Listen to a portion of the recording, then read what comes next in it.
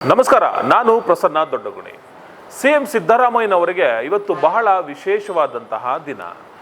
ದೇವರಾಜು ಅರಸುರವರು ಈ ರಾಜ್ಯದಲ್ಲಿ ಅತ್ಯಂತ ಹೆಚ್ಚು ದಿನಗಳ ಕಾಲ ಆಡಳಿತವನ್ನ ಮಾಡಿದಂತಹ ಮುಖ್ಯಮಂತ್ರಿ ಅಂತ ಹೇಳಿ ಹೆಸರನ್ನ ಮಾಡಿದ್ರು.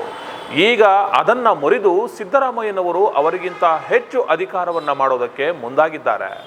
ಜನವರಿ 6 ಸಿದ್ದರಾಮಯ್ಯನವರ ಜೀವನದಲ್ಲಿ ಬಹಳ ವಿಶೇಷವಾದ ದಿನ ಅಂತಾನೆ ಹೇಳ್ಬೋದು. ಮೈಸೂರಿನಲ್ಲಿ ಮಾತನಾಡಿದಂಥ ಸಿದ್ದರಾಮಯ್ಯನವರು ಜನ ಕೊಟ್ಟಂತಹ ಆಶೀರ್ವಾದ ಇದಾಗಿದೆ ಅನ್ನುವ ಮಾತುಗಳನ್ನ ಹೇಳಿದ್ದಾರೆ. ಮುಖ್ಯಮಂತ್ರಿ ಸಿದ್ದರಾಮಯ್ಯ ಅವರು ಇದೇ 6ರಂದು ದೇವರಾಜು ಅರಸುವರ ದಾಖಲೆಯನ್ನ ಸರಿಗಟ್ಟಲಿದ್ದು ಅತಿ ಹೆಚ್ಚು ಅವಧಿಗೆ ರಾಜ್ಯದ ಚುಕ್ಕಾಣಿ ಹಿಡಿದ ಇತಿಹಾಸ ಸೃಷ್ಟಿಯನ್ನ ಮಾಡಲಿದ್ದಾರೆ.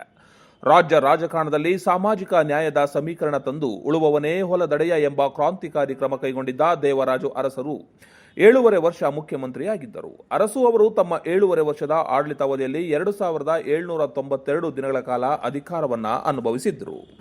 ಮುಖ್ಯಮಂತ್ರಿ ಸಿದ್ದರಾಮಯ್ಯನವರು ಇಂದು ದೇವರಾಜು ಅರಸು ಅವರ ದಾಖಲೆಯನ್ನ ಸರಿಗಟ್ಟಿದ್ದು ಅತಿ ಹೆಚ್ಚು ಅವಧಿಗೆ ರಾಜ್ಯದ ಚುಕ್ಕಾಣಿ ಹಿಡಿದ ಇತಿಹಾಸವನ್ನ ಸೃಷ್ಟಿಯನ್ನ ಮಾಡಿದ್ದಾರೆ.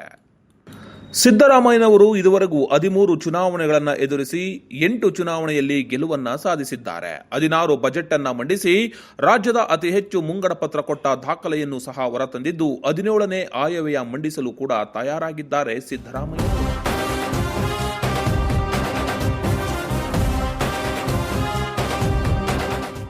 ಜನರ ಆಶೀರ್ವಾದದಿಂದ ದೇವರಾಜ ಅರಸರವರು ಏನು ದೀರ್ಘಕಾಲ ಮುಖ್ಯಮಂತ್ರಿಯಾಗಿದ್ದರು ಅದನ್ನು ಸರಿಗಟ್ಟತಕ್ಕಂಥ ಕೆಲಸ ಆಗ್ತದೆ. ಒಂದೇನಪ್ಪ ಸಂತೋಷ ಅಂತಂದ್ರೆ ದೇವರಾಜ ಅರಸರವರು ಮೈಸೂರು ಜಿಲ್ಲೆಯವರು, ನಾನು ಮೈಸೂರು ಜಿಲ್ಲೆಯವರು.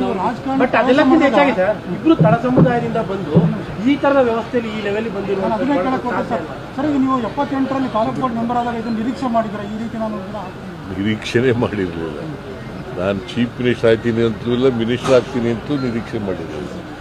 MLA ಆಗಬೇಕು ಅಂತ ಅನ್ಕೊಂಡಿದ್ದೆ. ಒಂದು ಸಾರಿ ತಾಲೂಕು ಬೋರ್ಡ್ ಮೆಂಬರ್ ಆದಮೇಲೆ MLA ಆಗಬೇಕು ಅಂತ ಅನ್ಕೊಂಡಿದ್ದೆ. ಸೊ ಈಗ 8 ಚುನಾವಣೆಗಳು ಗೆದ್ದಿದ್ದೀನಿ. 8 ಚುನಾವಣೆಗಳು, 2 ಪಾರ್ಲಿಮೆಂಟ್ ಸೋತಿದ್ದೀನಿ, 2 ಅಸೆಂಬ್ಲಿ ಸೋತಿದ್ದೀನಿ. ಸೊ 4 ಚುನಾವಣೆಗಳು, 12 ತಾಲೂಕು ಬೋರ್ಡು ಸೇರಿ 13 ಚುನಾವಣೆಗಳು ಗೆದ್ದಿದ್ದೀನಿ, 13 ಚುನಾವಣೆಗಳು ಮಾಡಿದ್ದೀನಿ. ಅದೇ ನೀವು ತಳ ಸಮುದಾಯದವರು, ದೇವರಾಜು ತಳ ಸಮುದಾಯದವರು, ಈ ವ್ಯವಸ್ಥೆಯಲ್ಲಿ ಈ ಲೆವೆಲ್ ಬಂದ್ರೆ ದೊಡ್ಡ ಸಾಧನೆ ಅಲ್ವಾ?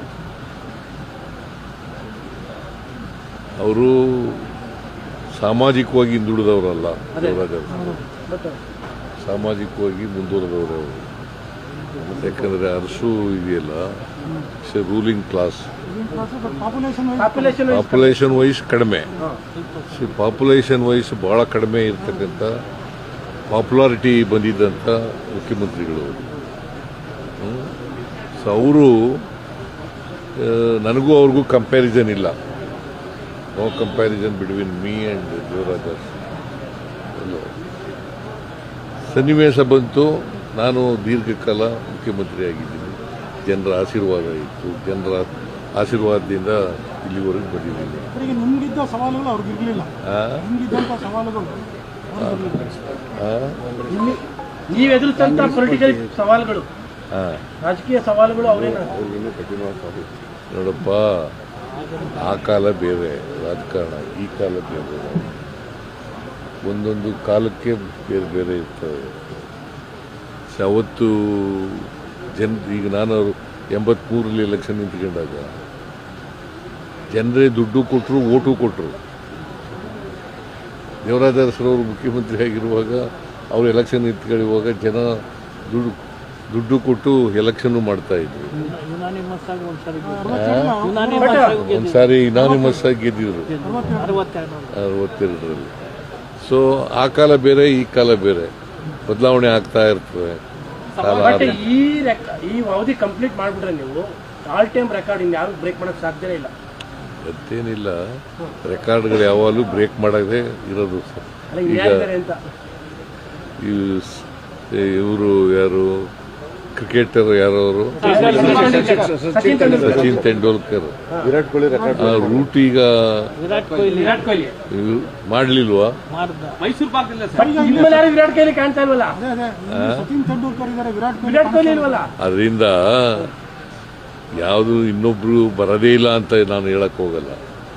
ಬರಬಹುದು, ನಮ್ಮ ರೆಕಾರ್ಡನ್ನು ಬ್ರೇಕ್ ಮಾಡ್ತಕ್ಕಂಥವ್ರು ಬರಬಹುದು, ಅಥವಾ ನನಗಿಂತ ಜಾಸ್ತಿ ಬಜೆಟ್ ಮಂಡಿಸೋರು ಬರಬಹುದು. ಹಣಕಾಸಿನ ಮಂತ್ರಿ ಈಗ 17ನೇ ಬಜೆಟ್ ಮಂಡನೆಗೆ ಎಲ್ಲ ಸಿದ್ಧತೆಗಳೆಲ್ಲ ನಡೀತಿದೆ. ಸಿದ್ಧತೆಗಳು ಮಾಡ್ತಾ ಇದ್ದೀವಿ. ಯಾವಾಗಿಂದ ಪ್ರಿಪರೇಷನ್ ಸಭೆಗಳು? ಸಂಕ್ರಾಂತಿ ಆದಮೇಲೆ. ಸಾಧನಾ ಸಮಾವೇಶ ಯಾವಾಗ? ಹಾ? ಸಾಧನಾ 1000 ದಿನಗಳ ಸಾಧನಾ ಸಮಾವೇಶ ಏನು ನಾನು ಇನ್ನೂ ಯೋಚನೆ ಮಾಡಿಲ್ಲ ಅದ್ರ ಬಗ್ಗೆ. ಅಲ್ಲ, ಸರ್ಕಾರಕ್ಕೆ 1 ವರ್ಷ, ಅದು 1000 ದಿನ ಆಗುತ್ತೆ. ಗೊತ್ತಿಲ್ಲ, ಯೋಚನೆ ಮಾಡಿಲ್ಲ. ನಮ್ಮ ಕೃಷ್ಣ ಬೈರೇಗೌಡ ಒಂದು ಫಂಕ್ಷನ್ ಮಾಡ್ತೀನಿ ಅಂತ ಹೇಳ್ತಾ ಇದ್ರು, ಗೊತ್ತಿಲ್ಲ ನನಗೆ. ಅವರು ಫಾರಿನ್ಗೆ ಹೋಗಿದ್ರು, ನಿನ್ನೆ ಬಂದಿದ್ದಾರೆ. ಬಂದ್ಮೇಲೆ ಮಾತಾಡ್ತೀನಿ. ಅವರು ಎಲ್ರಿಗೂ ಕೂಡ ಹೊಸ ವರ್ಷದ ಶುಭಾಶಯಗಳು. ಮೈಸೂರಿನ all the best for budget. All the best for budget. Thank you. All the best for budget. Thank you. Chalukya news, ಜನರಿಗೋಸ್ಕರ.